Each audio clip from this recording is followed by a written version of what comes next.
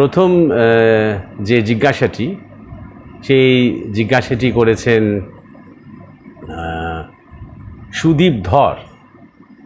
সুদীপ ধর জিজ্ঞাসা করছেন যে আপনি অরা নিয়ে কিছু বলুন। এবার যেটাকে আমরা অরা বলি, বাংলায় বলা যেতে পারে এক ধরনের বলয়, অর্থাৎ একটা আভা। কিসের আভা? মানুষের চেতনার বা মনের যে অবস্থা, তার একটা আভা তার শরীরকে ঘিরে থাকে, একে অরা বলা হয়। এখন এমন হয় যে কেউ কেউ খুব স্পষ্ট সে অরা দেখতে পান, আবার কেউ কেউ ঠিক অরা সেভাবে দেখেন না। আর যারা স্পষ্ট দেখতে পান তারা বিভিন্ন মানুষের বিভিন্ন রকমের অরা দেখেন। কোনো অরা খুব স্থির, খুব উজ্জ্বল, খুব জ্যোতির্ময়। কোনো অরা হয়তো বেশ উজ্জ্বল কিন্তু একটু হলদেটে ভাব, একটু সোনালি ভাব। কোনো অরা হয়তো একটু উজ্জ্বল নীলচে ভাব, কোনোটা হয়তো হালকা একটু ধূসর ভাব। এরকম নানা রকমের রং দেখা যায়। আবার কোনো কোনো অরা একদম স্থির থাকে না, সব সময় যেন মনে হয় একটু কাঁপছে, কম্পমান হয়ে আছে। কোনো কোনো অরা দেখে মনে হয় যেন খুব দুর্বল, একটা যেন বিচ্ছুরণটা ঠিক মতন হচ্ছে না।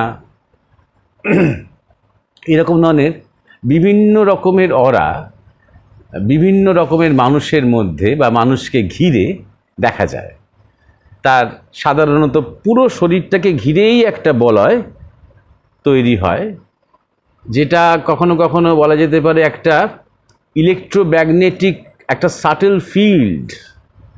কারণ সেই অরার মধ্যে যখন কেউ আসছে তখন তারও মধ্যে সেই স্পর্শটা পৌঁছে যাচ্ছে।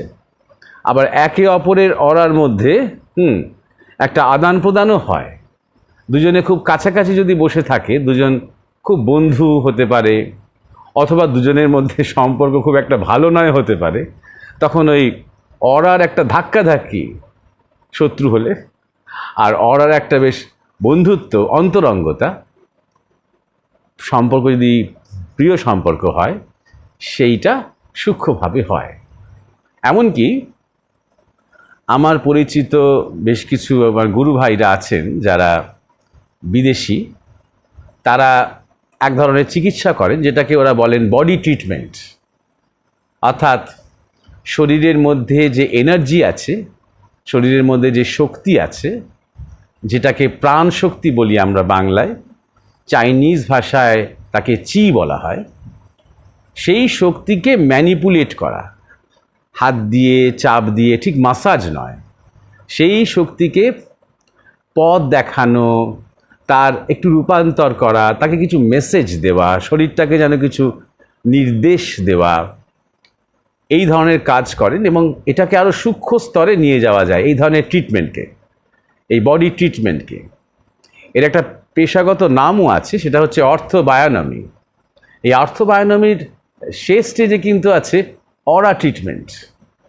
অর্থাৎ যে পেশেন্ট, যে রুগী, সে হয়তো শুয়ে আছে, আর যে থেরাপিস্ট, যে চিকিৎসা করছেন যিনি, তিনি হয়তো তার কাছে আছেন। এবার তিনি কিন্তু সেই পেশেন্টকে ছুঁচ্ছেন না, সেই পেশেন্টের শরীরের ওপরে একটু হাতটা একটু দূরে রাখছেন এবং দূর থেকে তিনি হাতটাকে নাড়াচাড়া করছেন, ম্যানিপুলেট করছেন। হ্যাঁ, ব্যাপারটা হচ্ছে যে থেরাপিস্টের যে অরা, সেটা পেশেন্টের অরাকে কারেকশন করছে, অর্থাৎ সূক্ষ্মভাবে চিকিৎসাটা হচ্ছে। কোনো ছোঁয়াছুঁয়ি নেই।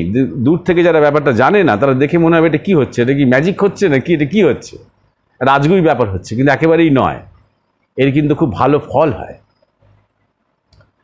কেউ যদি এমনি যদি আমাদের মুখের কাছে এই যে হাত আঙুলটা সবসময় এরকম এরকম করে যায়, তখন তার একটা প্রভাব কিন্তু পড়তে আরম্ভ করে আমাদের মধ্যে। যাদের খুব মানে সুরসুরি লাগে বেশি বা কাতুকুতু লাগে বেশি, দেখবেন যাদের কাছাকাছি একটু কাতুকুতু ভঙ্গি করলেই তারা যেমন হ্যাঁ অস্বস্তিতে পড়তে আরম্ভ করেন। এটা ওই অরার এই অরার ব্যাপার। তো এই হচ্ছে অরা, মানে আমাদের যে মন, আমাদের যে সূক্ষ্ম শরীর, সেই সূক্ষ্ম শরীরের একটা ছাপ থাকে আমাদের, শুধু শরীরের ওপরে নয়, শরীরটাকে ঘিরে একটা ছাপ থাকে। সেটা হয়তো সবাই দেখতে পান না। যিনি হয়তো সাধন করেন বা ধ্যান জপ করেন, তার চেতনা যখন আরেকটু সূক্ষ্ম হয়, তখন তিনি আরেকজনের অরা দেখতে পান। যার জন্য আমরা যখন কোনো মহাপুরুষের ছবি দেওয়ালে রাখি, দেখবেন সেই মহাপুরুষ বা সেই ঠাকুর বা সেই দেবতার ওই মাথাটিকে ঘিরে একটা বলয়, যেটাকে ইংরেজিতে বলে হেলো, একটা হেলো তৈরি করা হয়, এটা ছবিতে করা হয়। কিন্তু এটা সেই অরারই একটা রূপ।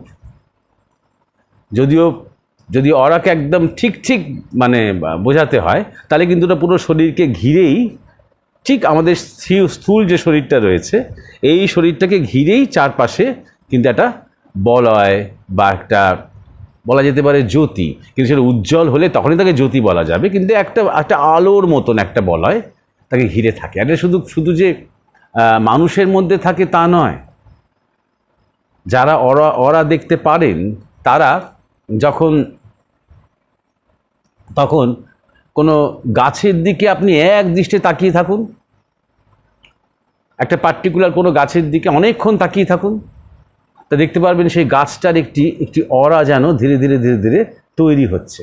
অর্থাৎ গাছটি সুস্থ আছে কি না, নাকি গাছটি জল চাইছে কি না, না গাছটির কোনো কষ্ট হচ্ছে কি না, এটা কিন্তু ওই অরা দেখে আপনি অনুভব করতে পারবেন।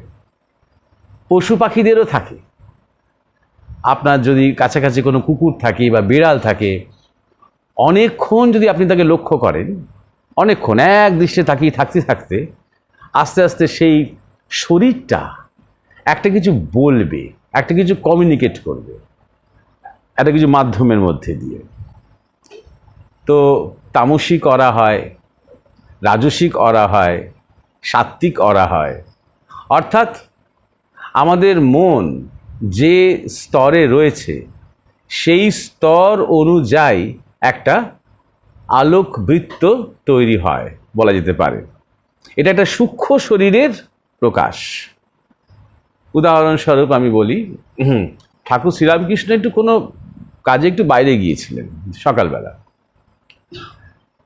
রাখাল মহারাজ, তখন তিনি মহারাজ নন, তিনি শুধু রাখাল, যিনি একদম সন্তানভাবে ঠাকুরের সাথে মিশতেন।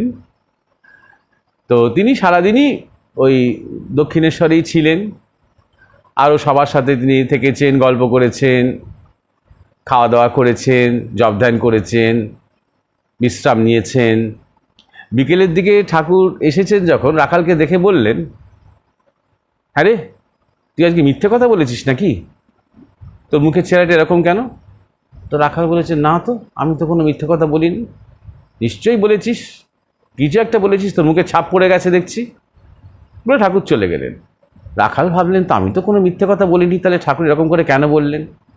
অনেক মনে করার চেষ্টা করছেন যে সারাদিন ঠাকুর চলে যাবার পর আমি কার সাথে কি কথা বলেছি। তারপরে মনে পড়ে গেল, ঠাট্টা করতে করতে, মজা করতে করতে একটা মিথ্যে কথা বলেছেন, মজা।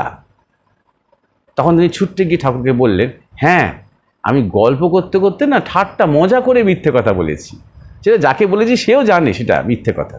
ঠাকুর বললেন, সাধন জীবনে আছিস, মজা করেও মিথ্যা কথা বলবি না, দেখ তোর মুখে ছাপ পড়ে গেছে। এই যে ছাপ পড়ে গেছে ঠাকুর বলছেন, এটা হচ্ছে অরা।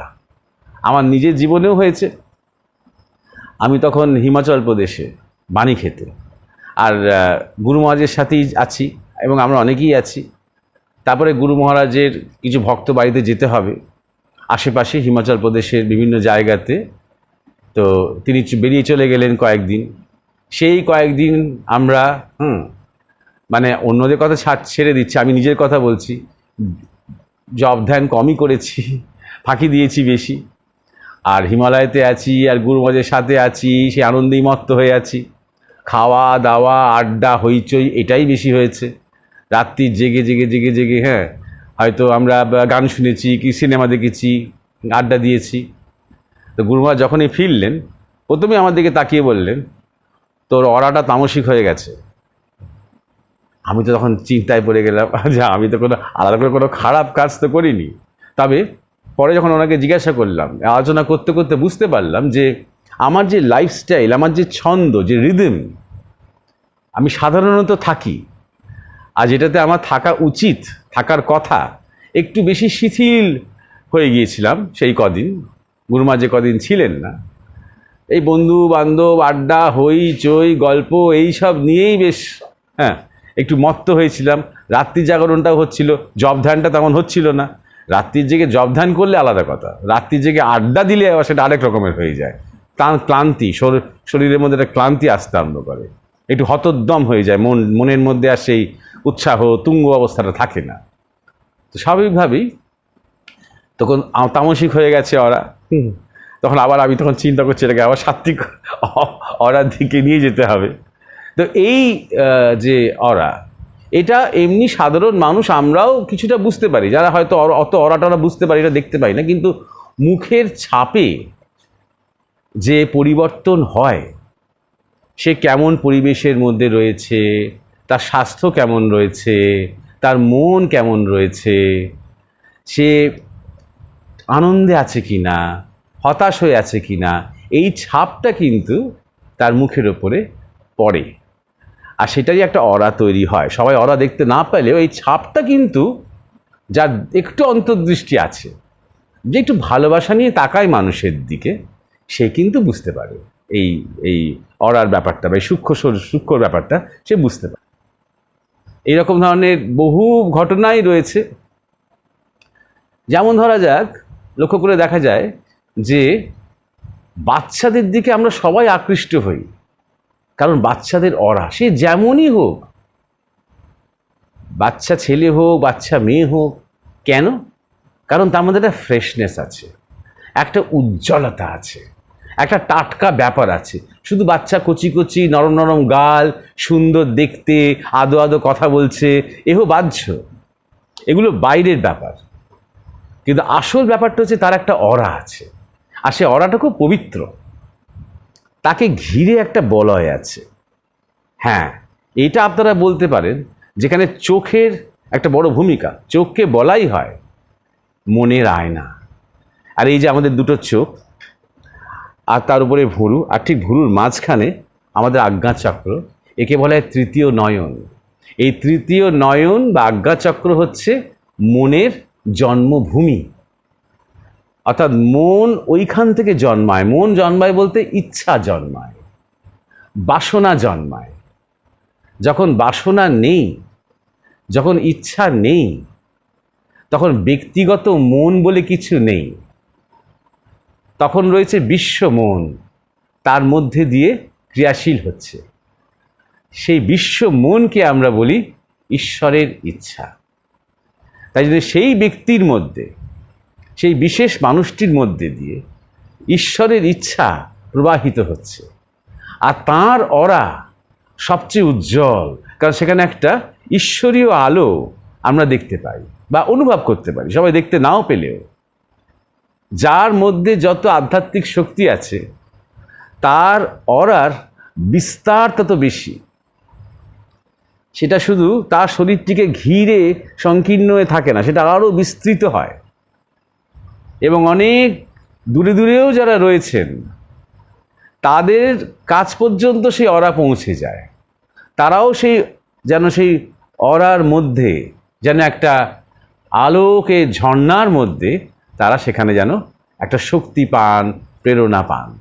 তিনি কিছু কাজ করুন বা না করুন, তিনি কিছু কথা বলুন বা না বলুন, তার উপস্থিতির আমরা দেখেছি না, আমরা অনেকেই যারা হয়তো মহান মানুষের সঙ্গ করেছেন বা সাধুদের সঙ্গ করেন, তারা নিশ্চয়ই লক্ষ্য করেছেন যে সাধু যেখানে থাকেন, যিনি প্রকৃত সাধু, তখন তাকে ঘিরে যেন একটা বলয় তৈরি হয়।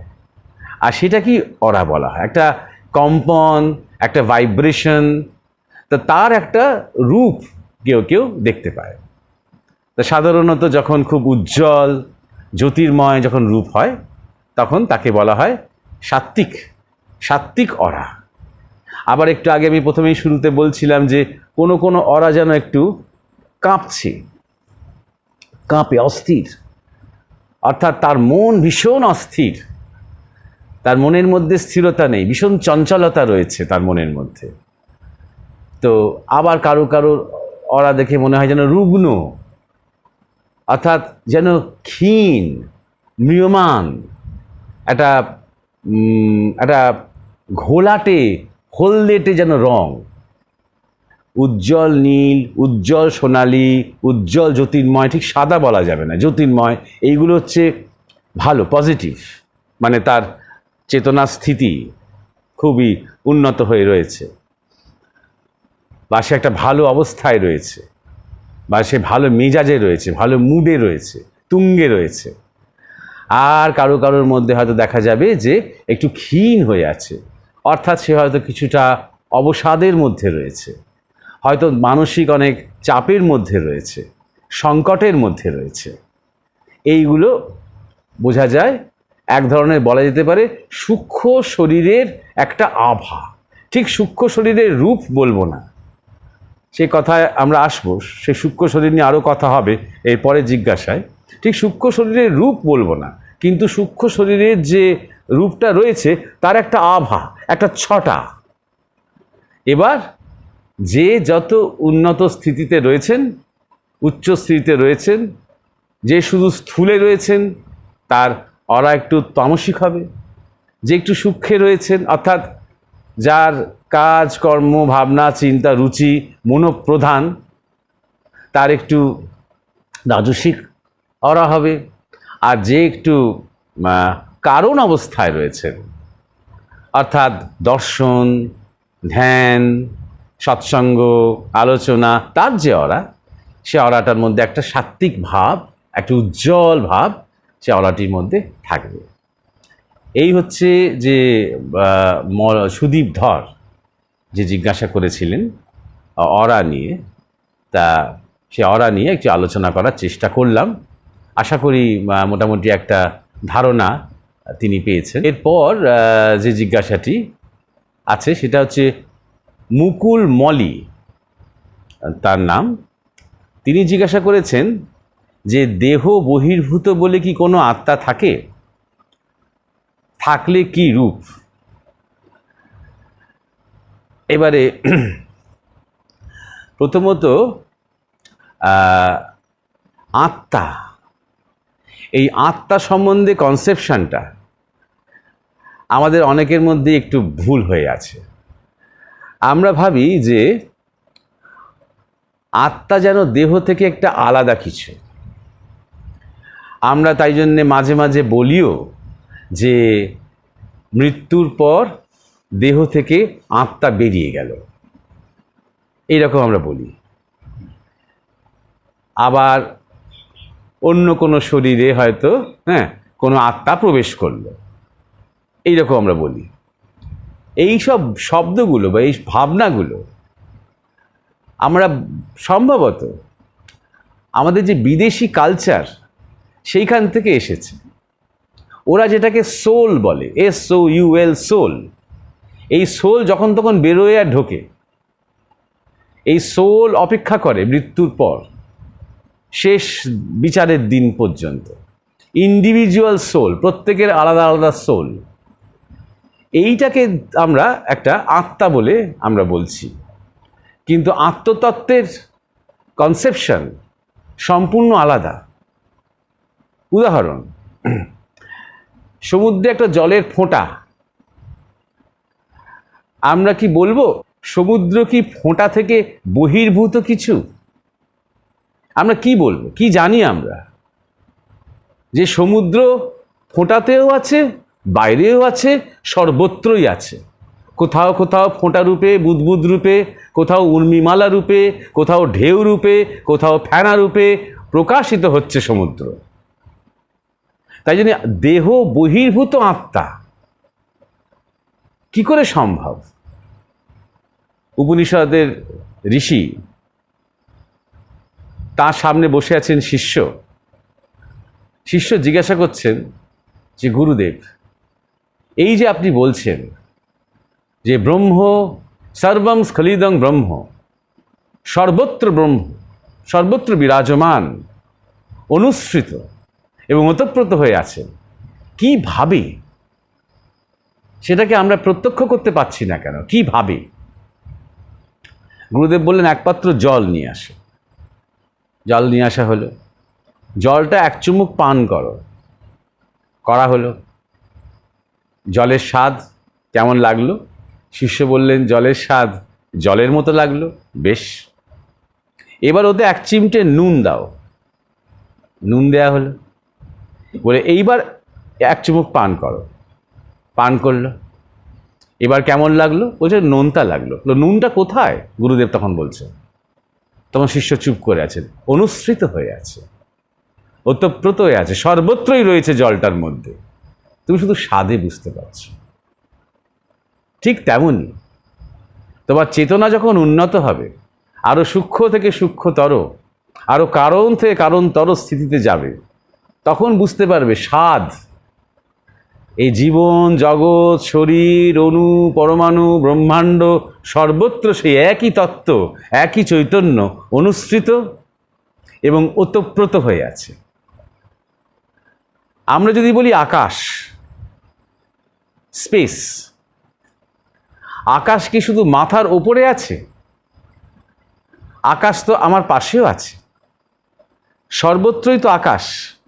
আর আকাশ কি শুধু শরীরের বাইরে আছে? শরীরের মধ্যে কি আকাশ নেই? শরীরটাকে অবলম্বন করেও কি আকাশ নেই? পঞ্চভূতে এই জগতের সমস্ত কিছু তো গঠিত, ইট বালি পাটকেল থেকে শুরু করে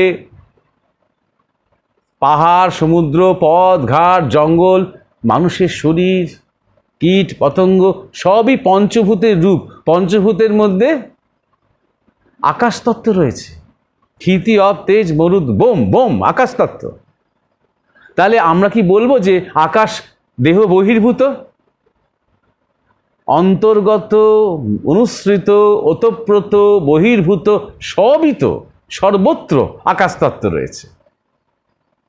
ঠিক তেমনি আত্মতত্ত্ব ধারণা যদি করতে হয়, তাহলে বুঝতে হবে যে আজকে যদি 800 কোটি মানুষ থাকে পৃথিবীতে, তার মানে 800 কোটি আত্মা নয়।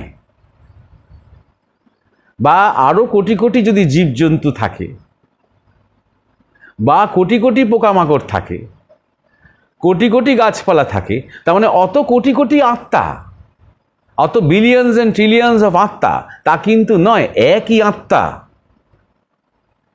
একই আত্মা বহু বহু অনন্ত রূপে তিনি নিজেকে প্রকাশ করেছেন। আর এটাই হচ্ছে ভারতবর্ষের ধর্মের মূল কথা। ইকুয়ালিটি নয়, ইউনিটি। আমরা এক, আমরা স্থিতিতে সব এক। তাই জন্য ইউনিটি ইন ডাইভার্সিটি, এটা হচ্ছে পাশ্চাত্যের কথা। আগে ডাইভার্সিটি দেখে, তারপর ইউনিটি আনার চেষ্টা করে। আর আমাদের কনসেপশন হচ্ছে ডাইভার্সিটি ইন ইউনিটি। ইউনিটি থেকেই শুরু হয়েছে, এক থেকে শুরু হয়েছে। আগে এক, সে এক থেকে বহু বহু রূপে প্রকাশিত হয়েছে। তিনিই প্রকাশিত হয়েছেন, তিনি আমি হয়েছেন, তিনি আপনি হয়েছেন, তিনি সে হয়েছেন, তিনি এই জগৎ বিশ্ব ব্রহ্মাণ্ড অণু পরমাণু সব কিছু তিনি নিজেকে প্রকাশ করেছেন এবং করছেন, অনন্তকাল ধরে করে যাচ্ছেন। তাই বহির্ভূত আত্মা শব্দটা বললে আর অন্তর্গত আর বহির্ভূত এই শব্দটা আর ব্যবহার করার প্রয়োজন নেই, ভুল হয়ে যাবে, একদম ভুল। আমাদের শব্দতে আমরা যখন বলি সূক্ষ্ম আত্মা বা প্রেতাত্মা বা প্রেতজনী, এই সমস্ত কথা বলি, এগুলো হচ্ছে যে এই আত্মাই স্থূল রূপে প্রকট হয়েছেন, সূক্ষ্ম রূপে প্রকট হয়েছেন, কারণ রূপে প্রকট হয়েছেন। যখন প্রকট হচ্ছেন, ওই প্রকটে হচ্ছে শক্তি।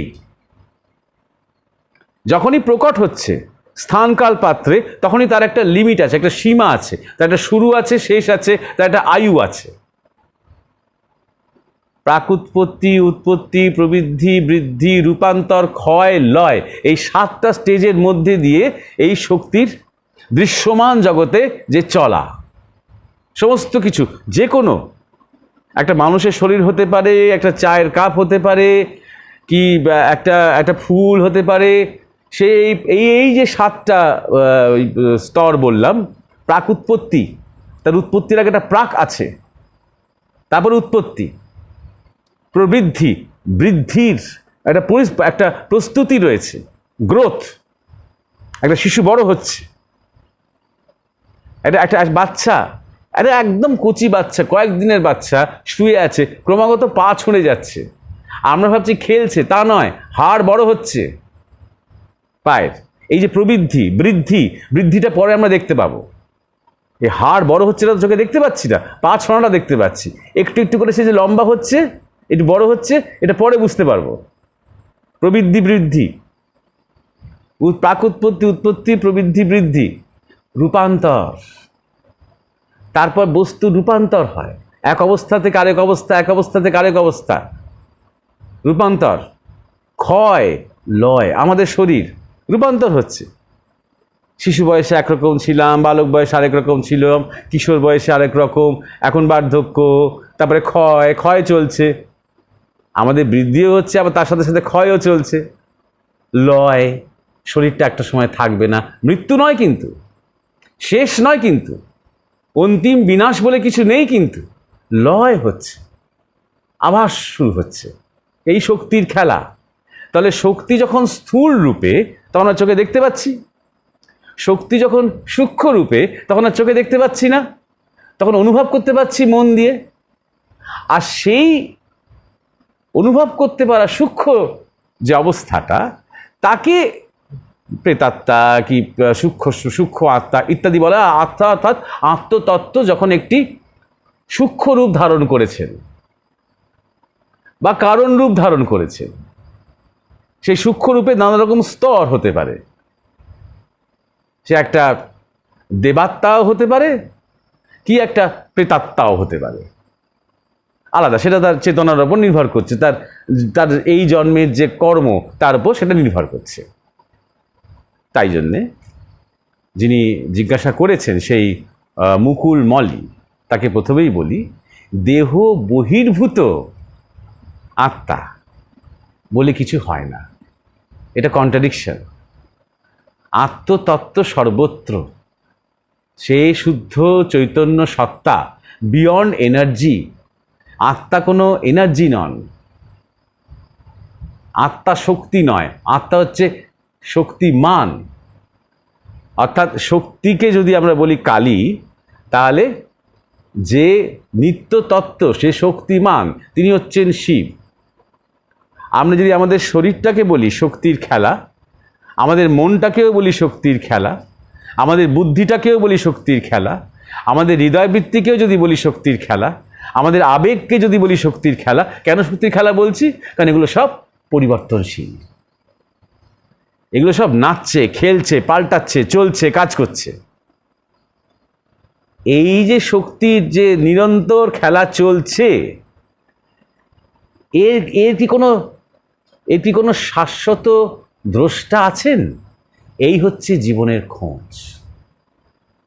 কনস্ট্যান্ট কি কিছু আছে যা অপরিবর্তনীয়, যা এই টাইম এবং স্পেস অতিক্রম করে?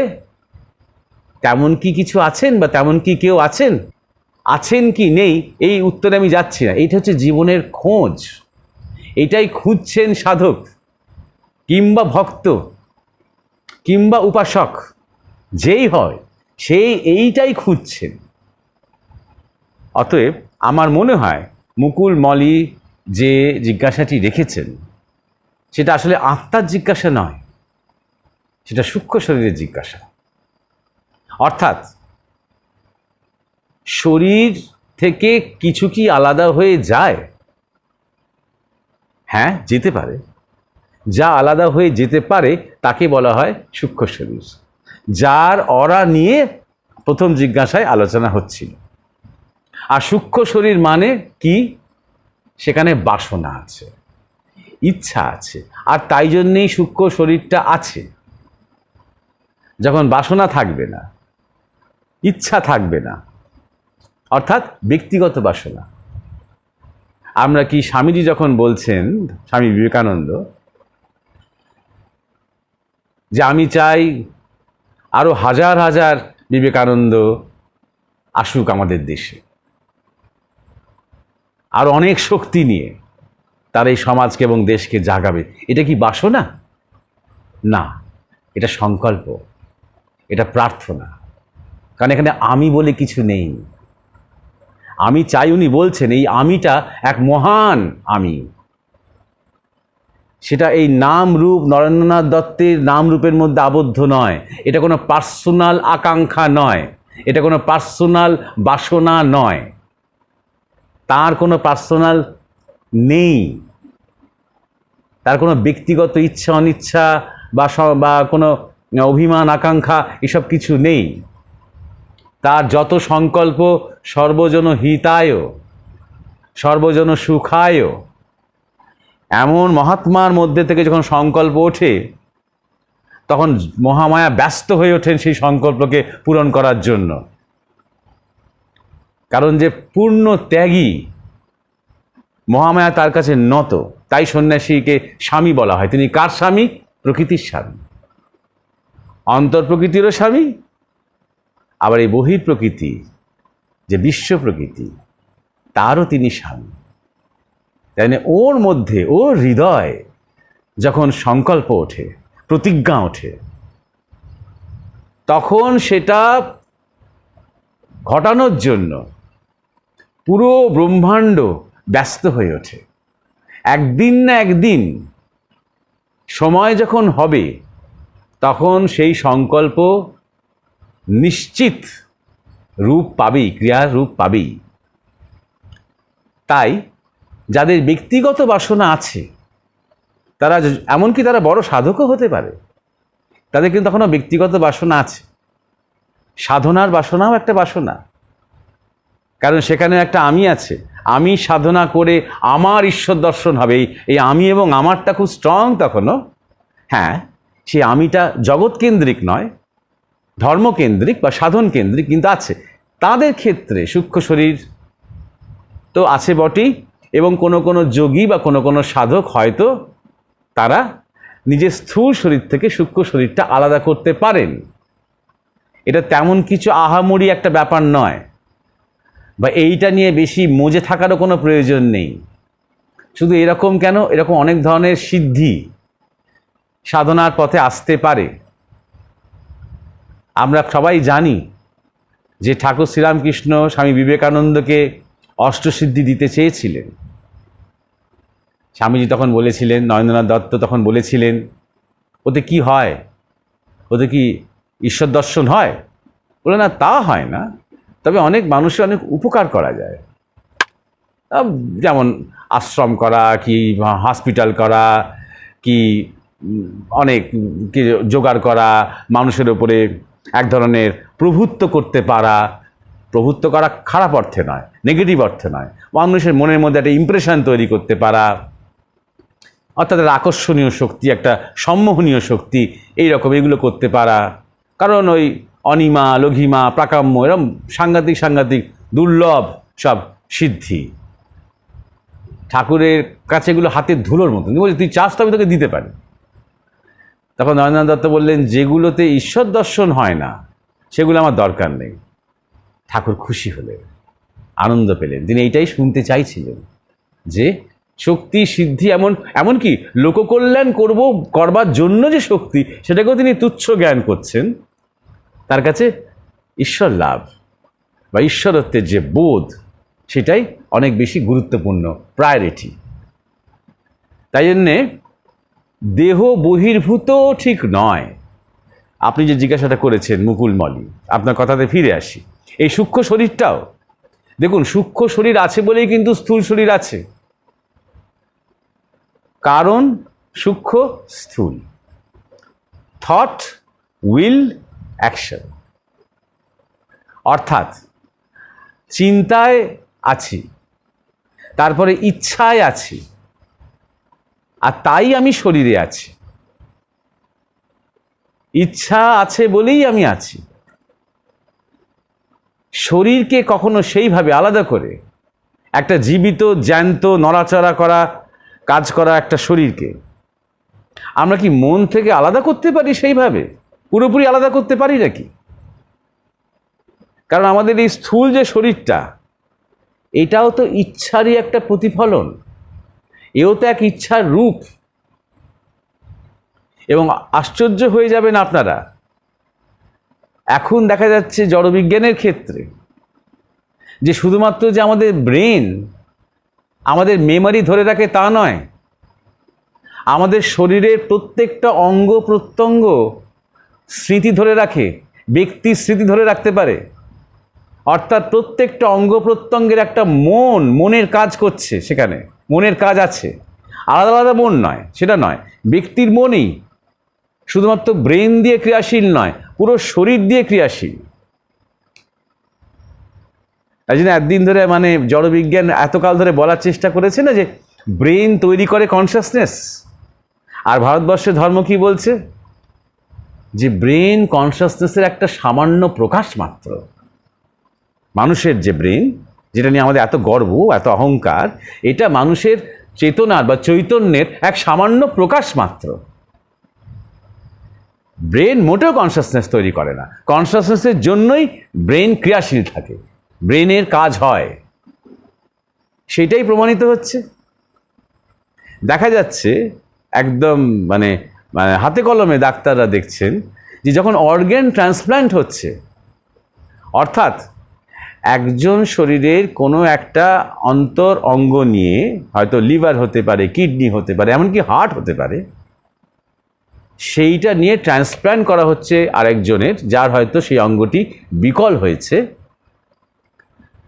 দেখা যাচ্ছে তার অনেক কিছু পাল্টে যাচ্ছে, তার খাদ্যের রুচি।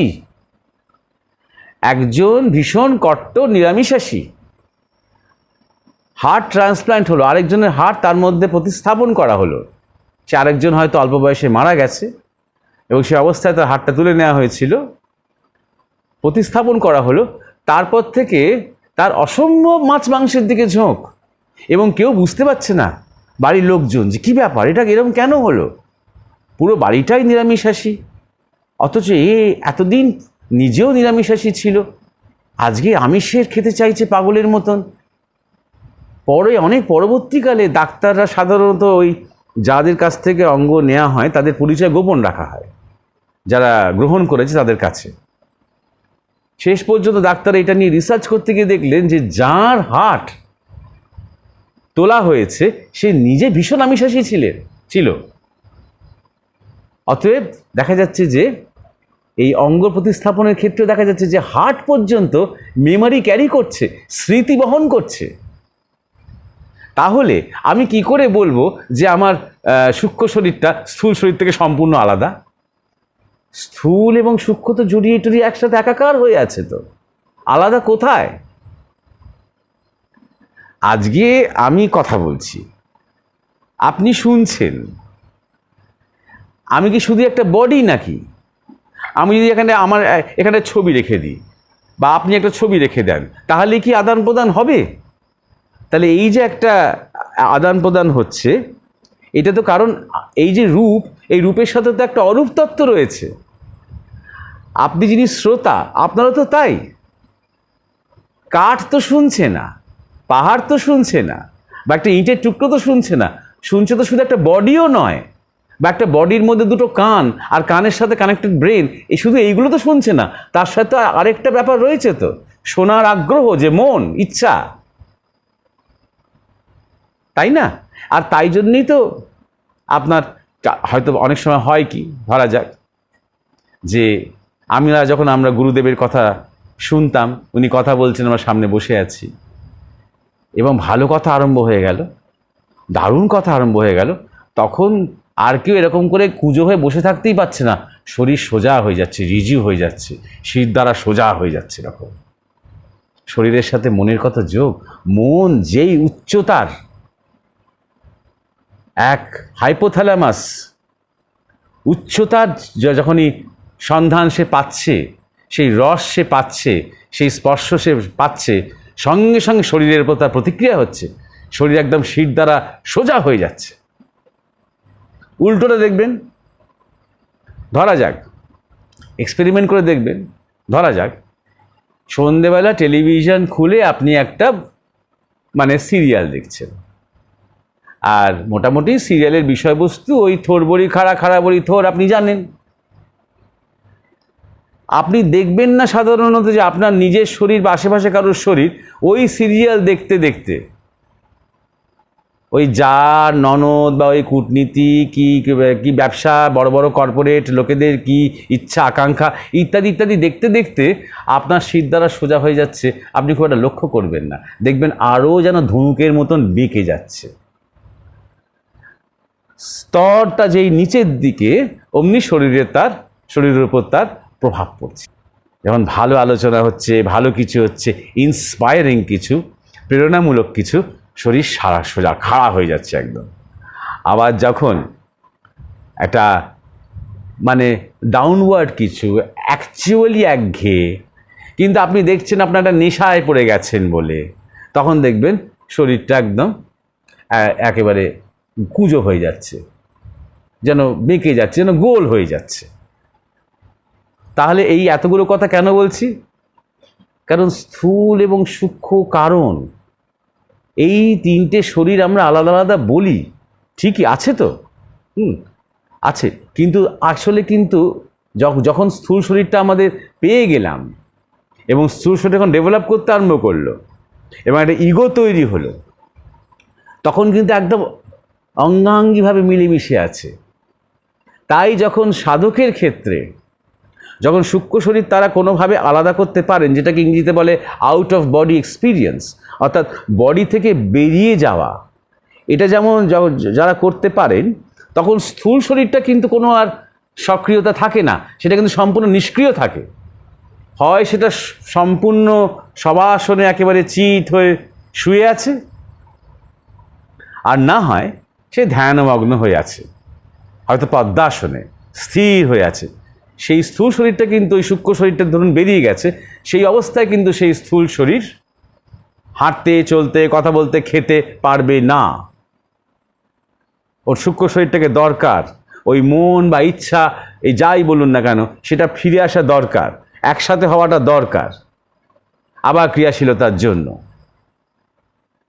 এবং ঠিক যেমন আমরা মাতৃগর্ভ থেকে যখন আমরা বেরোই, তখন আমাদের সেই নাভির একটা কানেকশন থাকে, আম্বিলিকাল কর্ড যেটা, ঠিক সেই নারীর যোগ থাকে। ঠিক তেমনই সূক্ষ্ম শরীর যখন স্থূল থেকে বেরিয়ে যায়, তখন একটা নারীর কানেকশন থাকে, অর্থাৎ তাকে স্থূলে ফিরে আসতেই হবে যদি সে জীবিত হয়, এবং যদি তার ফিরে আসা প্রারব্ধ থাকে, তাই তাকে ফিরে আসতেই হবে। সেই সূক্ষ্ম অবস্থায় হয়তো এদিক ওদিক ভ্রমণ করতে পারে, কারণ তখন সেই সূক্ষ্ম, তখন মন ক্রিয়াশীল। তাতে একটাই সুবিধে, এমনিতে তার মানে যে যোগী যে খুব এগিয়ে গেলেন ঈশ্বরের পথে, তা কিন্তু নয়। সুবিধে একটাই, তার দেহবুদ্ধি তিনি অতিক্রম করতে পারেন। অর্থাৎ আমি দেহ নই, এটা তখন শুধু মুখের কথা হয়ে থাকে না, এটা তখন তার রিয়েলাইজেশনে চলে আসে। কিন্তু আমি মনও নই, সেখানে তিনি এখনো পৌঁছননি। কিন্তু তাহলে কিন্তু সূক্ষ্ম শরীরটা থেকেও তিনি আলাদা হয়ে যাবেন। তার চৈতন্য, তিনি চৈতন্য স্থিতিতে যখন নিজেকে দেখবেন, তখন তিনি দেখবেন তিনি মনেরও দ্রষ্টা। আর যখন মনের মধ্যে কোনো বাসনা থাকে না, যেটা একটু আগে বলছিলাম, তখন মনই থাকে না, মন সাবজেক্টকে ধরে থাকে। তাহলে যখন সূক্ষ্ম শরীর স্থূল শরীর থেকে বেরিয়ে যায়, তখন তার যে বলা যেতে পারে গমনের যে গতি, আলোর থেকেও দ্রুততর, দূরতম কোনো গ্রহ নক্ষত্রে ব্রহ্মাণ্ডে সে চলে যেতে পারে আলোরও আগে, কারণ মনের গতি, কল্পনার গতি বা মনের গতি বা ইচ্ছার গতি। বা যে কোনো জায়গায় যে কোনো কারো কাছে যেতে পারে, এরকম অভিজ্ঞতা অনেক সাধকের হয়। এবং এই জিজ্ঞাসাটা এসেছে তাই আমি এই কথাগুলো বলছি, নাহলে এগুলো সচরাচর আলোচনা করি না, কারণ এগুলোতে মানুষ মানে একটু বিভ্রান্ত, ডিস্ট্র্যাক্টেড হয়ে যায়। আসলটা ছেড়ে মানুষ একটুখানি এই এই স্থূল শরীরটাকে তাহলে বেরিয়ে যেতে হবে, এই সব নিয়ে চিন্তায় বেশি ব্যস্ত থাকে। এগুলোর মধ্যে একটু টোটকা থাকে, একটা বেশ আকর্ষণ থাকে, সে আকর্ষণের নেশায় অনেকে পড়ে যায়। এবং আরও কিছু নিয়ম, মানে এক্ষেত্রে কিছু কিছু নিয়মও আছে। সেই অবস্থায় যখন ধরা যাক সূক্ষ্ম শরীর বেরিয়ে গেছে, আউট অফ বডি এক্সপিরিয়েন্স হয়েছে, সে অবস্থায় স্থূল শরীরে স্পর্শ করতে নেই, তাহলে আর সূক্ষ্ম শরীর ফিরতে পারবে না, পার্মানেন্টলি লাইন কেটে যাবে। কারণ কানেকশানটাও সূক্ষ্ম, যে যে নারীর যে কানেকশন আছে, সূক্ষ্ম নারীর যে কানেকশন আছে, সেটাও সূক্ষ্ম। তাই খুব নির্জনে যারা তপস্বী, তারা এগুলো সব বলে টলে দেন আগে থেকে, যাতে করে তাকে ডিস্টার্ব করা না হয় বা স্পর্শ করা না হয়, বা তাকে যদি ফিরিয়ে আনার দরকার হয় তাহলে কি করতে হবে, এগুলো তিনি বলে দেন আগে থেকে, নাহলে বিপদ হতে পারে। তো এই যে বিচ্ছিন্ন হওয়ার কথা, এই সূক্ষ্ম শরীরটা স্থূল শরীর থেকে আলাদা হতে পারে যখন স্থূল শরীরটা সম্পূর্ণ নিষ্ক্রিয়। আরেকটা সময় হয়, কখন হয়? মৃত্যুর সময় হয়, বলাই বাহুল্য। যখন শরীরের মৃত্যু হয় তখন ন্যাচারালি কার তখনও মৃত্যু হয়নি? বাসনার মৃত্যু হয়নি। একজন আজকে জিজ্ঞাসা করেছে, সুমন তারেক, জন্মান্তর নিয়ে জিজ্ঞাসা করেছে। এইখানেই সুমন তারেক তোমার প্রশ্নের উত্তর আসছে, যে স্থূল শরীরটার মৃত্যু হয়েছে, এনার্জির যে স্থূল রূপ ফিজিক্যাল, কিন্তু এনার্জির যে সাটেল রূপ সূক্ষ্ম, তার যে বাসনা, এবং এতদিন ধরে যে সে কর্ম করেছে, সেই কর্মের ফল কে নেবে? সুতরাং যে কর্মের ফল তার নিতে হবে, সে ভালোই হোক মন্দ হোক। কর্মফল মানে সবসময় খারাপ তা কিন্তু নয়, ভালো কর্মে ভালো ফল। এখানে একজন লিখেছে পঙ্কজ কান্তি বসু, তাহলে পরকালে নরক ভোগ কি করবে? নরক এবং স্বর্গ এগুলো খ্রিশ্চান এবং ইসলামিক কনসেপ্টে বেশি আছে। আমাদের কনসেপ্টে সব নরক বা স্বর্গটা গুরুত্বপূর্ণ নয়, ওটা গল্প। ওগুলো নরক আমরাই তৈরি করি। আমি দেখিয়ে দিতে পারি, এক্ষুনি দেখিয়ে দিতে পারি পীযূষ কান্তি বসুকে কী করে নরক তৈরি করতে হয়। একটা জায়গায় 5 জনে মিলে একটু নেশার বস্তু নিয়ে বসে যাই না, আর তামসিক আড্ডা মারতে আরম্ভ করি, ফোনে পর্নক দেখতে আরম্ভ করি, কিছুক্ষণ পরে জায়গাটা নরক হয়ে যাবে। স্বর্গ আমরা এক্ষুনি তৈরি করতে পারি। আসুন সবাই মিলে একটুখানি আমরা আধ্যাত্মিক আলোচনা করি, ঈশ্বর প্রসঙ্গ আলোচনা করি, ধর্মের কথা বলি, ঠাকুর রামকৃষ্ণ বিবেকানন্দ সারদা মায়ের কথা বলি, ধ্যান জপ করতে শুরু করি, জায়গাটা স্বর্গ হয়ে যাবে। আমরাই স্বর্গ তৈরি করি, আমরাই নরক তৈরি করি। আর আছে জন্মান্তর। এবার যদি আমি খুব খারাপ কর্ম করে থাকি, মানুষের কষ্ট দিয়ে থাকি, তাহলে জন্মান্তরে আমার খারাপ জন্ম হবে, নরক ভোগ সেটা। যেমন কেউ জেলখানায় বলে না যে জেলখানা নরক, নরকের মতন, সত্যিই নরক সেটা এক ধরনের, যেখানে কষ্ট হয়, ভালো লাগে না, আরও তামসিক হয়ে যায়, সেটাই নরক। আর যেখানে আনন্দ হয়, প্রেরণা জাগে, ঊর্ধ্বমুখী হয় চেতনা, সেটাই স্বর্গ, তাই না? যাই হোক, জন্মান্তরের কথা হচ্ছিল, যেটা অনেক বেশি বৈজ্ঞানিক এই কনসেপ্টটা। এই অনন্ত স্বর্গ, অনন্ত নরক, এইগুলো মানে ওই দেবতা দেবী বা অসুর টসুর, ওই দেবতাদের না কোনো চেঞ্জ হয় না। আপনি কখনো দেখবেন না যে 50,000 বছর আগে ইন্দ্র বেশ তামসিক ছিলেন, আজকে ইন্দ্র বেশ সাত্ত্বিক হয়ে উঠেছেন, দেখবেন না। আপনি দেখবেন না যে কখনো ইন্দ্রর কোনো পরিবর্তন হয়েছে। আপনি দেখবেন না যে কখনো ইন্দ্র কি বরুণ কি অগ্নি বা এই দেবতারা, এগুলো আসলে প্রকৃতির এক একটা রূপক। আরও গভীরে ঢুকতে গেলে প্রকৃতির একটা রূপক। যাই হোক, আলোচনাটা শেষ করি, তারপরে জিজ্ঞাসা করবেন এইসব প্রসঙ্গে নিয়ে, ওটা আলাদা। তো সুমন তারেককে বলছিলাম যে স্থূল শরীরটা যখনই মৃত্যু হলো, বাসনা শরীরটা তো রয়ে গেল, এবং এই প্রারব্ধ তো মানে ওই চিত্তগুপ্তের খাতায় তো জমে গেছে। সেইটা দিয়ে যে ব্লুপ্রিন্টটা তৈরি হচ্ছে, এটাকে বলা হয়, খুব সুন্দর শব্দ আছে, চিত্ত নির্মাণ। চিত্ত দিয়ে নির্মাণ হচ্ছে, কি নির্মাণ হচ্ছে? আগামীর প্রজেক্ট। আগামীতে যে পরিবারে জন্মাতে হবে আমার কর্ম অনুযায়ী, আমার অ্যাটাচমেন্ট, আসক্তি, সম্পর্ক অনুযায়ী। আগামীতে যে পরিবেশ পাবো, যে টেন্ডেন্সি নিয়ে আমি আসবো, যে ফল ভোগ করতে হবে, এই সব মিলিয়ে একটা ইমপ্রিন্ট, একটা ব্লু প্রিন্ট তৈরি হতে আরম্ভ করলো। সেটাকে বলা হয় চিত্তনির্মাণ। এইভাবে জন্মান্তর হয়, সেই অনুযায়ী সিলেকশন হয়। কনশাস সিলেকশন কেউ করতে পারে না জ্ঞানী ছাড়া। একমাত্র জ্ঞানী, কোনো একজন লামা হয়, তাকে আমি লামার উদাহরণ দিচ্ছি, এরকম মহাপুরুষদের ক্ষেত্রে হয়, কোনো লামা শরীর ছাড়ার আগে বলে দেন যে আমি কিছুকালের মধ্যেই, হয়তো 20 বছর কি 30 বছরের মধ্যেই আমি আবার আসব, এবং অমুক অমুক পরিবেশের মধ্যে এই ধরনের মা বাবা হবে, হ্যাঁ, এই ধরনের ফিল্ড হবে, আমি সেই রকম একটা জায়গাতে আমি আসব। এটা তার মানে তিনি যে তার যে জন্মান্তর হচ্ছে, এটা ঠিক প্রকৃতির অধীনে হচ্ছে না, এটা তার স্বইচ্ছায় হচ্ছে। তিনি চুজ করছেন, তিনি ডিটারমিন করছেন, তিনি জ্ঞানে আছেন, সজ্ঞানে জন্ম হবে তার। এমনকি তিনি যখন মাতৃগর্ভে থাকবেন তখনও তিনি সজ্ঞানে থাকবেন। সেটা আলাদা, সেটা কালে কোটিতে একজন বা দুজনের এরকম ধরনের জন্মান্তর হয়, কনসিয়াসলি যারা সংকল্প করে আসেন, নেমে আসেন তারা। আর সাধারণ মানুষের ক্ষেত্রে, আমাদের ক্ষেত্রে এটা আমরা ইচ্ছা করে কিছু করি না, আমাদের বাসনা অটোমেটিক্যালি সেই ফিল্ড তৈরি করে দেয়। এই হচ্ছে জন্মান্তর। আর এই হচ্ছে সূক্ষ্ম শরীর থেকে বিচ্ছিন্ন হয়ে যাওয়ার যে ঘটনা, যেটা মলি মুকুল জিজ্ঞাসা করেছেন। আত্মা কখনো বিচ্ছিন্ন হয় না, আত্মা ছিন্ন বিচ্ছিন্ন হওয়ার কোনো প্রশ্নই নেই। সর্বভূতেষু, তাই জন্যে গগন সদৃশম বলা হয়েছে। একমাত্র যে জায়গাটার সাথে বা যে বস্তুটির সাথে তুলনা করা গেছে আত্মাকে, তুলনা, সেটা হচ্ছে আকাশের সাথে। তাই জন্য উপনিষদ বলেছেন, যদি আত্মচিন্তা করতে চাও, আত্মচিন্তা মানে কি? আত্মচিন্তা করা যায়, একটা কোনো দেবতার চিন্তা করা যায়, কোনো দেবীর চিন্তা করা যায়, গুরুর চিন্তা করা যায়, ইষ্টের চিন্তা করা যায়, কিন্তু আত্মা, যার কোনো রূপ নেই, যিনি সাকার নন, নিরাকার, যিনি কোনো শক্তি নন, তিনি তত্ত্ব, তার চিন্তা করা কি যায়? তাই জন্য ঋষিরা বলেছেন আকাশের দিকে তাকিয়ে থাকো। আকাশের দিকে তাকিয়ে থাকলে কি হয়?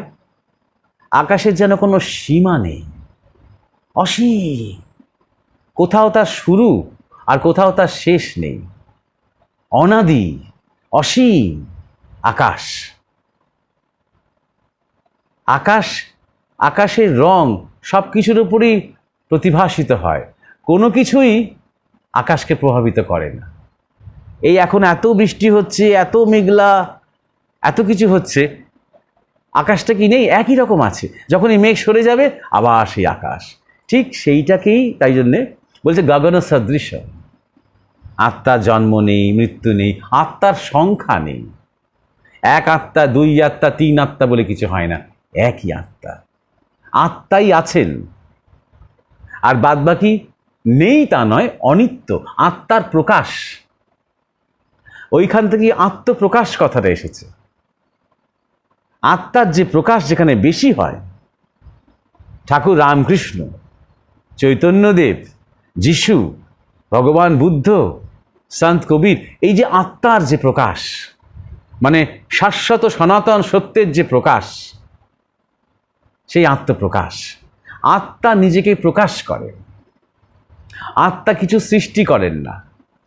সৃষ্টির প্রিন্সিপালকে ব্রহ্মা বলা হয়, কিন্তু আত্মা কিছু সৃষ্টি করে না।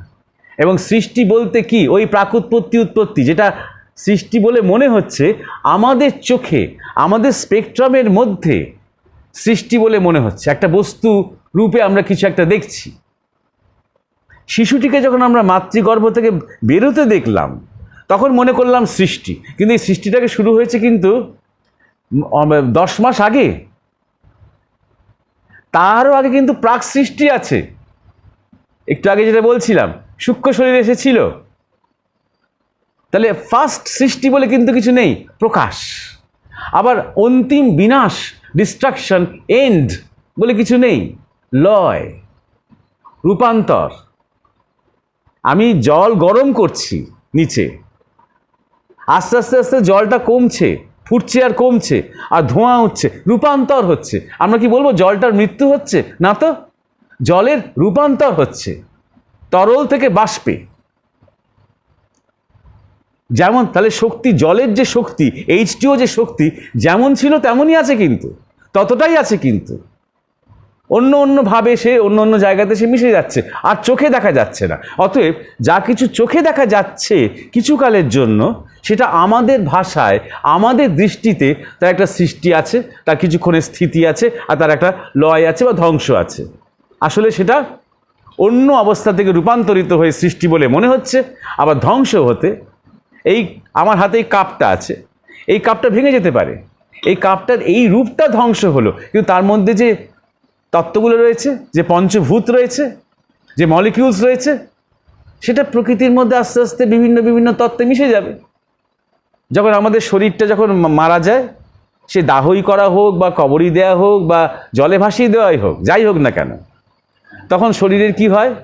আমাদের শরীরের যে ক্ষিতি অংশ, মাটি, সেটা পৃথিবীর মাটি ক্ষিতির সাথে মিশে যাচ্ছে, শরীরের জল অংশ জলের সাথে মিশে যাচ্ছে, শরীরের বায়ু অংশ বাতাসের সাথে মিশে যাচ্ছে। এভাবে পঞ্চভূত শরীর গঠিত শরীর পঞ্চভূতের মধ্যে মিশে যাচ্ছে। তাহলে মৃত্যু কোথায় হচ্ছে? এমনকি স্থূলেরই বা মৃত্যু কোথায় হচ্ছে? এই জন্যে আমাদের গুরু মহারাজ বলেছিলেন, মৃত্যু মানুষের একবারই হয়, নির্বিকল্প সমাধিতে, অর্থাৎ অজ্ঞানতার মৃত্যু। সেইটাই এমনই মৃত্যু যে মৃত্যুর পর প্রকৃত জন্ম হয়, প্রকৃত জাগরণ হয়। এই কনসেপশনটা একটু বুঝে নেওয়া দরকার আছে। আশা করি মলিমুকুলের জিজ্ঞাসাটা মোটামুটি একটা মীমাংসা করা গেল। এইবারে তৃতীয় যে জিজ্ঞাসা, ভবানী চ্যাটার্জির জিজ্ঞাসা। তিনি বলছেন, আমিত্ব দূর করার পদ্ধতি সম্বন্ধে যদি কিছু বলেন উপকৃত হই। এইবারে আমিত্ব প্রথমে ভবানী চ্যাটার্জিকে আমি জিজ্ঞাসা করি যে আমিত্ব আপনি দূর করতে চাইছেন কেন? কে আপনাকে বলেছে যে আমিত্ব বিষয়টা মহা খারাপ? এবার ধরা যাক আপনার আমিত্ব দূর হয়ে গেল, তারপর কি থাকবে? তুমিত্ব, তিনিত্ব, কি থাকবে? আপনি আমিত্ব বলতে কি অহংকারের কথা বলছেন? অহংকার মানে কি? নাম, রূপ, উপাধি দিয়ে যা গঠিত। অর্থাৎ আরেকটু যদি সূক্ষ্মভাবে লক্ষ্য করেন, যে আমরা বাইরে থেকে পাচ্ছি, নামটা পাচ্ছি বাইরে থেকে, রূপটাও পাচ্ছি প্রকৃতি থেকে। রূপ নিয়ে আসিনি আমি, কিন্তু সূক্ষ্মতে আসছিলাম, স্থূলটা যেতে হতে আরম্ভ করলো, আস্তে আস্তে আস্তে স্থূলটা বাড়তে আরম্ভ করলো। প্রকৃতি থেকে আমি নিচ্ছি এই যে পঞ্চভূত, ক্ষিতি, অপ্তেজ, মরুদ্ভম, মানে মা খাদ্য গ্রহণ করছে, মায়ের শরীর থেকে রস এবং শক্তি টেনে আমি আস্তে আস্তে আস্তে আস্তে আমি আমার শরীরটাকে তৈরি করছি। পরবর্তীকালে মায়ের গর্ভ থেকে বেরোনোর পর তখনও মায়ের কাছ থেকেও নিচ্ছি, আবার প্রকৃতির থেকেও আমি নিচ্ছি। এই করতে করতে করতে করতে গঠন হচ্ছে। তা বাইরে থেকে সবই যেন ধার করা, কিছুকালের জন্য, আবার সব ফেরত দিয়ে চলে যেতে হবে। তাহলে নাম, রূপ, উপাধি, এবং রূপের সাথে আরও একটা ব্যাপার তৈরি হয়ে আছে, যে আমি পুরুষ বা আমি নারী বা আমি ছেলে বা আমি মেয়ে, এই যে এই রূপের মধ্যে, বা আমি সুন্দর দেখতে, আমি সুন্দর দেখতে নয়, আমি ফর্সা, আমি কালো, এই যে রূপ, এইখান থেকে অহংকার তৈরি হয়। হীনমন্যতা বোধ একটা অহংকার থেকে আসে, উচ্চমন্যতা বোধ একটা অহংকার থেকে আসে। প্রচণ্ড বিনয়ী, আমি তো তৃণে তৃণ, আমি তো কিছুই নয়, আমি তো পায়ের ধুলো, এই যে বলছে, এর পেছনে একটা ভীষণ অহংকার আছে, ভীষণ আমিই বলে যাচ্ছে সে, আমি তো কেউ নয়, আমার দ্বারা তো কিছুই হবে না, এখানে ভীষণ একটা স্ট্রং আমি আছে। কিন্তু আবার উপাধি মানে যেটা একের পর এক চাপাচ্ছি, এ তো বুদ্ধিমান ছেলে, এ তো ব্রাইট, এই মেয়ে কি গান করে, এই শুনছি আর আমার মধ্যে একটা স্ফীত হচ্ছে। কিন্তু কি ছবি আঁকে, কি সুন্দর দেখতে, কি সুন্দর ফিগার দেখ, বংশ, তোর কাকা কত পাশ করেছে, তোর মামা কত সাকসেসফুল, দেখ বংশ পরিচয়, আমাদের বংশে কেউ কোনোদিন সেকেন্ড হয়নি। এই উপাধি, একের পর এক উপাধি আমার মাথার উপর চাপছে। এই আমি এই, তারপরে আরও মতের উপাধি, আমি হিন্দুত্ববাদী, আমি যুক্তিবাদী, আমি জাতীয়তাবাদী, এই নানা রকম বাদ এবং বাদী, কি আমি মানবতাবাদী, কি আমি সংশয়বাদী, এই একের ওপর এক মত। ওই যেই আমি বাদ চাপিয়ে দিলাম, অমনি আমার একটা ওই বাদকে ঘিরে একটা অহংকারের লিমিটেশন তৈরি হলো। যেই আমি বাদী হলাম, অমনি ঘণ্টাকর্ণ হলাম। ঘণ্টাকর্ণ, আমাদের গুরু মহারাজ বলতেন যে একটা শৈব সম্প্রদায় আছে উত্তর ভারতে, যারা শিবের নাম করেন এবং কানে বড় বড় ঘণ্টা ঝুলিয়ে রাখেন। যদি কেউ শিব ছাড়া অন্য কোনো দেবতার নাম করে, তখন তারা মাথা নাড়াবেন, ঘণ্টা বাজবে, আর ওই দেবতার নাম শুনতে হবে না। তা আমরা যারা যুক্তিবাদী, কি জাতীয়তাবাদী, কি রামবাদী, কি লক্ষণবাদী, কি কৃষ্ণবাদী, কি আল্লাহবাদী হয়ে গেছি, তারা এই নিজেদের ওই মতটুকুর বাইরে যদি অন্য কেউ কিছু বলতে যায়, আমরা ওই কোথাও না একটা অদৃশ্য ঘণ্টা ঝুলিয়ে রেখেছি, ঢং ঢং ঢং ঢং ঢং ঢং করে যাব, আমরা শুনবো না। তা এই যে উপাধি তৈরি হচ্ছে, এগুলো উপাধি। কি আমার এত ডিগ্রি, এত পড়াশোনা করেছি, এই সরকারি চাকরি করছি, কি বড় ব্যবসা করছি, আজকে আমি তিল তিল তিল তিল করে এই পরিবারটাকে বড় করে তুললাম, আমার জন্যই সবাই খেতে পাচ্ছে, আমি না হলে চলবে না কারুর। এইটা মিলিয়ে, সবটা মিলিয়ে হচ্ছে অহংকার। কিন্তু আমিত্বর থেকে এটা একটু আলাদা। আমিত্ব মানে একটা অটোমেটিক একটা সার্ভাইভাল ইনস্টিংক্ট থেকে একটা এই শরীরটাকে ঘিরে, এই অস্তিত্বটাকে ঘিরে একটা আমিত্ব তৈরি হয়ে যায়। এটা কুকুরের মধ্যেও থাকে, বেড়ালের মধ্যেও থাকে, পশুদের মধ্যেও থাকে, একটা আমিত্ব থাকে। লড়াই করছে, সার্ভাইভ করতে হবে তাকে। কিন্তু যেটা অহংকারটা থাকে না, এই অর্থে একটা কুকুর পরের মুহূর্তে কিন্তু ভুলে যায়, মনের মধ্যে কোনো অভিযোগ বা গ্রাজ রেখে দেয় না কারোর প্রতি, কিছুর প্রতি। এই যে রেশ রেখে দেয় না, এইখানেই তার একটা আলাদা করে কোনো বিশেষ অহংকার নেই। সে এমন নয় তার কুকুরটা খুব সাধক, তা নয়, কিন্তু সে প্রকৃতির কাছে আশ্রিত, সমর্পিত। তাই জন্য সাধনার যে মানে আমাদের যে যাত্রা, সেই যাত্রাটা কিন্তু অহংকে নিয়ে। এবং তাই জন্যে আমাদের ভাষাটাই দেখুন কি সুন্দর একটা মজা আছে ভাষাটার মধ্যে। অহংকার, অহংকার। আমি যদি বলি আমার অহং, তাহলে সেই আমারটা কে? তাই না? অহংটা কার? তাহলে অহং নিয়ে আমি কি করব? এই আমার আমার অহং যাবে কি করে, আর যাবে কোথায়? গুরু মহারাজ বলছেন, আমাদের গুরু মহারাজ স্বামী পরমানন্দ, যার ছবি দেখতে পাচ্ছেন আপনারা পেছনে, গুরু মহারাজ বলছেন যে গাছ আছে, গাছের ছায়া আছে, গাছ জানে ওটা ছায়া, গাছ নিজেকে ছায়া ভাবে না। এই হচ্ছে জ্ঞানের পথ। অর্থাৎ ধরুন ঠাকুর মুক্ত পুরুষ, ঠাকুর শ্রীরামকৃষ্ণ দক্ষিণেশ্বরের ঘরে আছেন, তিনি একদম মুক্ত, তিনি মানে মায়ের জগদম্বার কোলে আছেন। আমরা জানি মুক্ত বলতে তিনি অহং মুক্ত।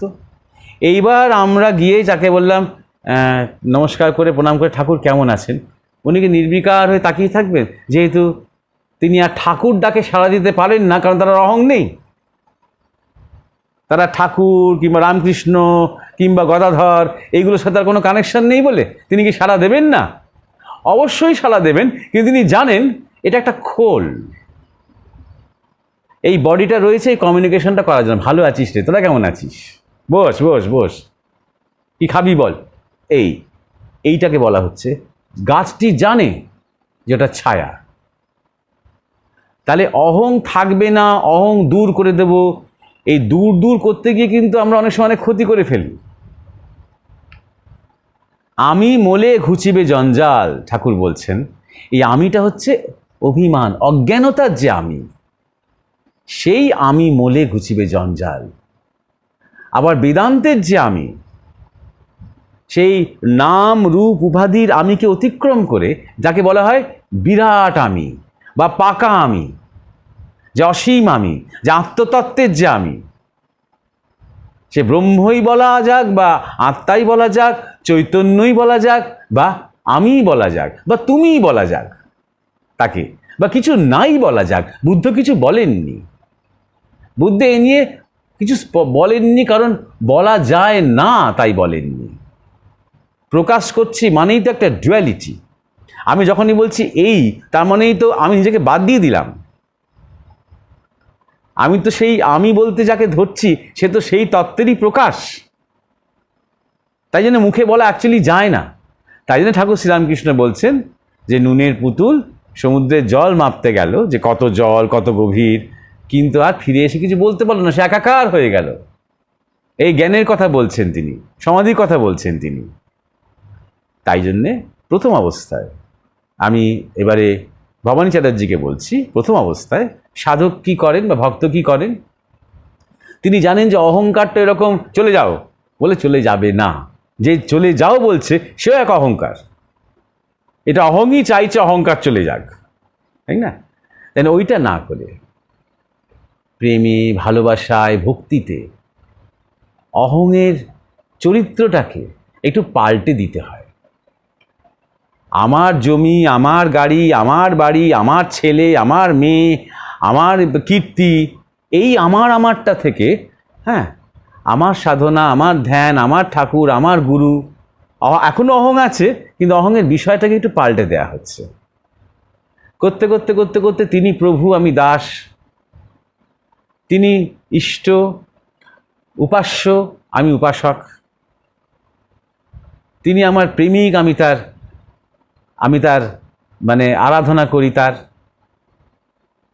তিনি সাধ্য, সাধক। আস্তে আস্তে আস্তে আস্তে সে অহংটাকে আরও সূক্ষ্ম করতে করতে ধীরে ধীরে এক নিবেদনের দিকে নিয়ে যাচ্ছি। এটাই একমাত্র উপায়। আর লাস্টে আমাদের শরণাগতির দিকে যেতে হবে। এরকম অহংকে দুচ্ছাই করলে হবে না। অহং একটা শক্তি। সাধনা করছি, পুরুষকার আছে, সেখানে তো মানে অহং কাজে লাগছে আমার, সেটা একটা শক্তি। সেই শক্তিকে কাজে লাগাতে হবে যতক্ষণ আছে। তারপরে একটা পয়েন্ট জীবনে আসে সাধকের, একটা চরম পয়েন্ট, যে পয়েন্টে এসে আপনি সেই শরণাগতি সমর্পণের দিকে চলে যায়। ধীরে ধীরে ধীরে ধীরে সাধনা করতে করতে বলাই হয় পুরুষকারের কাজই হচ্ছে শেষে গিয়ে বোঝা যে পুরুষকারে কিছু হয় না, কিন্তু এই শেষে গিয়ে বুঝতে হবে। আগে থেকেই যদি ভেবে রাখি পুরুষকারে কিছু হয় না, পুরুষকার বলতে প্রচেষ্টা, প্রয়াস, প্রযত্ন, আগেই যদি বলতে শুরু করি তাহলে হবে না, কিন্তু সেটা পাটোয়ারি বুদ্ধি হয়ে যায়, হঠকারিতা হয়ে যায়। এক্ষেত্রে উপনিষদের একটি গল্প মনে পড়ে গেল। গুরু মহারাজ যে গল্পটা বলতেন খুব, যে দুটো পাখি তারা ডিম পেড়েছিল সমুদ্রের ধারে। হঠাৎ এসে দেখে যে ডিম দুটো নেই, আর সমুদ্রের জল বেড়ে গেছে, জোয়ার। তখন ওরা বুঝতে পারলো যে সমুদ্রের জলের ধাক্কায়, ঢেউয়ের ধাক্কায় ডিম দুটো সমুদ্রের গর্ভে চলে গেছে। ওরা ভেতরে মুষড়ে পড়লো প্রথমে, তারপরে খুব তেজ দিয়ে, খুব জোর দিয়ে ঠিক করলো, ঠিক আছে আমরা এই সমুদ্র থেকে ডিম দুটো বার করবই। করে ওরা ভাবলো, ওদের সংকল্প নিল যে আমরা ঠোঁটে করে জল তুলে তুলে তুলে তুলে তুলে তুলে আমরা পাড়ে ফেলবো, সমুদ্রটা একদম ফাঁকা করে দেবো, তখন দেখতে পাবো ডিম দুটো আছে, তখন ডিম দুটো তুলে নিয়ে চলে যাব। এই অসম্ভব কাজে ওরা ব্রতী হলো। মানে খাওয়া নেই, দাওয়া নেই, বিশ্রাম নেই, কিচ্ছু নেই, সকাল থেকে রাত পর্যন্ত এক নাগাড়ে দুজনে মিলে শুধু সমুদ্রের জল তোলে আর ফেলে, জল তোলে আর ফেলে, জল তোলে আর ফেলে।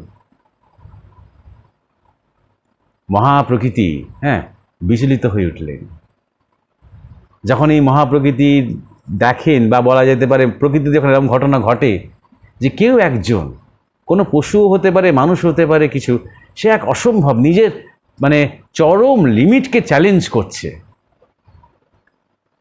যেমন বুদ্ধ নিজের চরম সহ্যের লিমিটটাকে তিনি চ্যালেঞ্জ করছেন, তখন কেঁপে ওঠে জগৎ বা মহামায়া। সেটা এই দুটো সরল পাখিও হতে পারে বা একজন তপস্বীও হতে পারে। তখনই বরুণ দেব, জলের দেবতা, তাদের সামনে প্রকট হলেন, বললেন তোমরা কি করছো, তোমরা কি চাইছো? পাখি দুটো বলল আমাদের ডিম আমরা এখানে রেখেছিলাম, পেরেছিলাম, এই সমুদ্রের জল সমস্তটা দুটো ডিম নিয়েই একদম সে নিজের গর্ভে নিয়ে নিয়েছে। আমরা ছেঁচে ছেঁচে পুরো জলটাকে তুলব এবং ডিম দুটো বার করবো, উদ্ধার করব। বরুণদেব বললেন, অসম্ভব। সারা জীবন চেষ্টা করে গেলেও, জন্ম জন্মান্তর চেষ্টা করে গেলেও তোমরা এক বিন্দু সমুদ্রের জল কমাতে পারবে না। হতে পারে, আমরা চেষ্টা ছাড়ব না। বরুণদেব তখন কৃপা করলেন তাদের, তিনি ডিম দুটো ফেরত দিয়ে দিলেন পাখি দুটোকে। পাখি দুটো তখন সন্তুষ্ট হয়ে সেখান থেকে চলে গেল। এই গল্পটার মধ্যে থেকে আমরা কি বুঝলাম? যে আমাদের গুরু মহারাজ বলছেন, কৃপা মানে হচ্ছে করে পাওয়া। করে পাওয়া।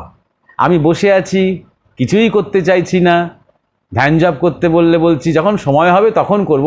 নিশ্চয়ই এখনও সময় হয়নি, এখনও নিশ্চয়ই ঠাকুরের কৃপা হয়নি, তাই আমার ধ্যান জপ এখনও করতে রুচি হয়নি।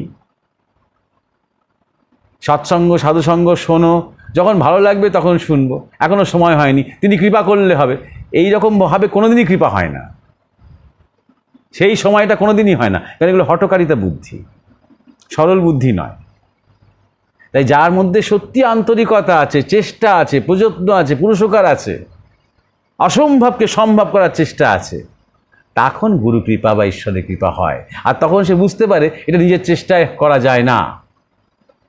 আন্তরিকতাটা বড় কথা, এই ব্যাকুলতাটা বড় কথা। কত ঘন্টা জপ করলাম, কত ঘন্টা ধ্যান করলাম, সেটা বড় কথা নয়। একদিন এসে সারদা মাকে বলেছিলেন, মা জানেন তো, একজনকে দেখলাম, সে সেই শীর্ষাসনে, মানে মাথার উপরে দাঁড়িয়ে আছে, এখন 12 বছর হয়ে গেল সাধনায় সিদ্ধির জন্য। তা সে আমাকে বলেছে আপনার কাছে জানতে, যে এতকাল ধরে তো সাধনা করছে, তাহলে কবে ঠাকুরের কৃপা হবে? মা সারদা বললেন, ওকে গিয়ে বলো যে তুমি 12 বছরই দাঁড়িয়ে থাকো কি 50 বছরই দাঁড়িয়ে থাকো, তুই যাই কসরত করো না কেন, এইগুলো করে ঈশ্বরকে পাওয়া যায় না। ঈশ্বরের কৃপাতেই একমাত্র ঈশ্বরকে পাওয়া যায়। এই কারণে করার মধ্যেও না একটা দেখানোর ব্যাপার আছে, কিন্তু ওই পাখি দুটোর করার মধ্যে কিন্তু কোনো দেখানোর ব্যাপার ছিল না। বুদ্ধের বসে থাকা গাছের তলায় ওই রকমভাবে, ওইরকম প্রতিজ্ঞা নিয়ে, ওটা কাউকে দেখানোর ব্যাপার ছিল না। সেই জন্যে বলছি যে এই আমিত্ব যে দূর করা, এই দূর করার চিন্তা ছেড়ে দিয়ে আমিত্বটাকে তুমিত্বের দিকে নিয়ে যাওয়া। আমি আমি আমি আমার সংসার, আমার এই আমার তাই না করে তুমি, তোমার শরীর, এই দেহটা একটা মন্দির, তুমি বিগ্রহরূপে এই মন্দিরের মধ্যে বিরাজ করো। এই মন্দিরকে আমি আরো সুন্দর করে রাখবো, চেষ্টা করব, কারণ এটা তোমার মন্দির। আমার শুধু আয়ু বাড়ানোর জন্য নয়, শুধু ভোগ করার জন্য নয়, সাধনার জন্য এই মন্দির। কারণ এই মন্দিরে তুমি আছো, তোমার সংসার, তোমারই দেওয়া স্ত্রী পুত্র পরিজন বা স্বামী পুত্র পরিজন, তোমারই দেওয়া কর্ম, তোমারই দেওয়া সব কিছু, তুমি প্রকাশিত হয়ে আছো তাদের মধ্যে দিয়ে, দিচ্ছ নিচ্ছ, তোমার ইচ্ছা। আমি 100% ভূমিকাটুকু যেন সাধনার মতন করে করতে পারি, তোমার সাধনা। এইভাবে আমি আমি আমার আমারটা তুমি তুমি তোমার তোমারের দিকে নিয়ে যাওয়া। আস্তে আস্তে আস্তে, একদিনে হয় না, ধীরে ধীরে সাধুসঙ্গ সৎসঙ্গের মাধ্যম দিয়ে আস্তে আস্তে আস্তে ধীরে ধীরে ভাব পাকা হয়। এবং এটা বলা অভ্যেস করতে করতে, ভাবা অভ্যেস করতে করতে, পূজা প্রার্থনা স্মরণ মনন নিদিধ্যাসন ভগবত প্রেম ভক্তি এইসবের মধ্যে দিয়ে ধীরে ধীরে ধীরে ধীরে এই ভাবটা তার মধ্যে ম্যাচিওর করতে আরম্ভ করে। আর শেষে যখন আরও এগিয়ে যায়, তখন প্রথম প্রথম সেই ভক্তির মধ্যেও চাওয়া থাকে। আমাকে ভক্তি দাও, এও এক চাওয়া। আমাকে মুক্তি দাও, এও এক চাওয়া। আমাকে বিবেক দাও, বৈরাগ্য দাও, জ্ঞান দাও। বৈষয়িক লোক বলে আমাকে টাকা দাও, পয়সা দাও, মান দাও, চাকরি দাও। আর আধ্যাত্মিক লোক বলে আমাকে বিবেক দাও, জ্ঞান দাও, ভক্তি দাও। এই চাওয়াটা বেটার অবশ্যই, কিন্তু একটা সময় আসবে ভক্তের জীবনে, সেই বৃন্দাবনের গোপীদের মতন, তারা আর এই ভক্তি জ্ঞান এও আর চাইবেন না, ভালোবেসেই তাদের আনন্দ। এই আপনার আমিত্ব মুক্ত হচ্ছে, তুমিত্বে লয় হচ্ছে। যখন চাওয়া চলে যাচ্ছে, ব্যক্তিগত চাওয়াটাও চলে যাচ্ছে, ভালোবেসেই যেখানে আনন্দ, ভালোবেসেই যেখানে স্বাধীনতা, ভালোবেসেই যেখানে পূর্ণতা। আজকের মতন তাহলে সবার কাছে বিদায় নিচ্ছি। ধৈর্য ধরে থাকার জন্য নমস্কার জানাই সবাইকে, প্রণাম।